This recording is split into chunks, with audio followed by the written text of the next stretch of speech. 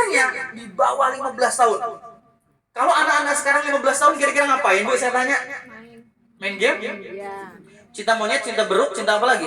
Anak usia itu di zaman sahabat itu rebutan ingin berada di safnya para mujahidin, ingin memperjuangkan agamanya, sampai di antara mereka nangis sesenggukan gara-gara tidak diikut sertakan, padahal yang dihadapi adalah kematian. Insyaallah. Maka ketika itu Rasulullah SAW, namanya Harithah, dia minta izin. Ibunya itu bibinya Anas bin Malik. Ketika izin kepada Rasulullah SAW, Rasul tidak mengizinkan karena usianya sangat-sangat belia, teman-teman. Maka ketika itu Harithah tetap ngotot, walau saya tidak ikut perang, minimal saya bisa nonton. Maka orang ini mengendap-endap, anak bocil ini ngendap-endap nonton peperangan di perang Badar antara orang-orang musyrikin Quraisy dengan Rasulullah SAW dengan kapasitas 313 personil melawan 1.000 orang lebih. Ternyata anak panah menyasar ke leher orang ini.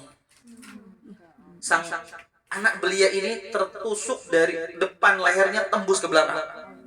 Maka dia meregang nyawa, meninggal dunia.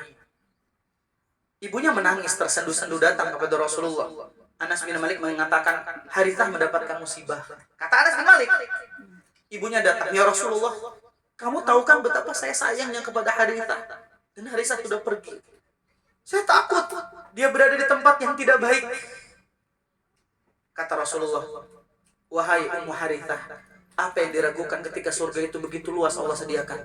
Anakmu di surga Firdaus. Allahu Akbar. Langsung dari lisan Rasulullah, teman-teman sekalian, Rasul langsung memberikan klaim, Harithah fi jannatil Firdaus. Ibu mana yang tidak bahagia ketika anaknya sudah dipastikan masuk di surga Allah Subhanahu wa taala. Dan Harithah hari ini masih ada. Hari ini kita ditontonkan di bumi Palestina.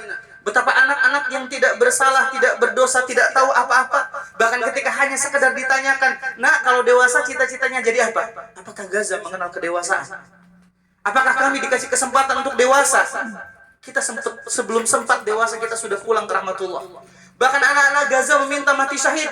Alasannya sederhana, namun membuat kita menangis. Karena di surga banyak makanan, di sini nggak ada makanan. Sesederhana itu.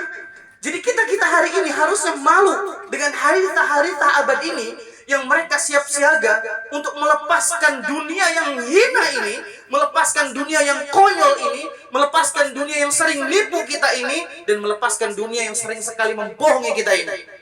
Mereka siap. Tidak ada yang mereka takuti kecuali satu, berpisah dengan Allah Subhanahu wa taala. Bahkan doa di antara para laki-lakinya mengatakan, ya Allah ya Rabb, kau boleh ambil ibu kami, kau boleh ambil bapak kami, kau boleh ambil istri kami, anak-anak kami, tapi tolong ya Rabb, jangan ambil iman dari hati-hati kami. Biarkan iman ini membersamai kami sampai Allah mengatakan, wala tamutunna illa wa antum muslimun. Jangan wafatkan kami kecuali kami seorang muslim. Jangan wafatkan kami seorang mukmin. Silakan ambil semuanya ya Allah, jangan ambil iman di dalam dada-dada kami. Allahu Akbar. Bahkan di antara para pejuang mereka mengatakan doanya adalah doa yang membuat kita malu. Doanya mereka mengatakan, ya Allah, jadikanlah kami yang memenangkan Al-Aqsa dan jangan izinkan orang lain menggantikan kami. Mereka meminta, kami tidak butuh tank-tank kalian, kami tidak butuh persenjataan kalian. Yang kami butuhkan adalah kemanusiaan. Silakan bantu anak-anak dan istri-istri kami, perempuan kami itu silakan. Kalau urusan perang serahkan ke kami. Allahu Akbar.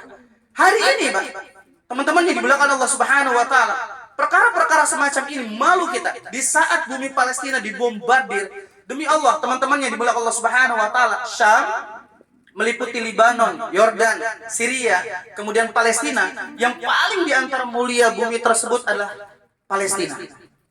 Kenapa? Karena di bumi Palestina ini ada satu tempat yang direbutkan oleh 3 agama sekaligus. Yahudi menganggap bahwa Al-Masih Dajjal turun di sana. Nasrani menganggap Nabi Isa pun santap terakhirnya di sana. Kaum muslimin pun berkeyakinan, kita memiliki keyakinan bahwa tidak ada kiblat pertama kecuali Masjidil Aqsa sebagai kiblat kaum muslimin, dan di sanalah pertempuran antara al-haq dan al-batil itu akan terjadi. Thaifatul Mansurah akan hadir di sana. Maka teman-teman yang dimuliakan Allah Subhanahu wa taala, saya wasiatkan kepada kaum muslimah yang ada di sini. Pernahkah di antara antum pernah bertanya, Ustaz, kenapa Yahudi itu begitu benci dengan Islam? Padahal bukankah mereka mengatakan Tuhannya adalah Allah? Kalau ditelusuri teteh, ada satu bab yang harus menjadi pelajaran buat teteh-teteh sekalian. Karena munculnya Yahudi itu sebab di antara perasaan orang wanita. Pengen tahu sejarahnya? Lanjutkan.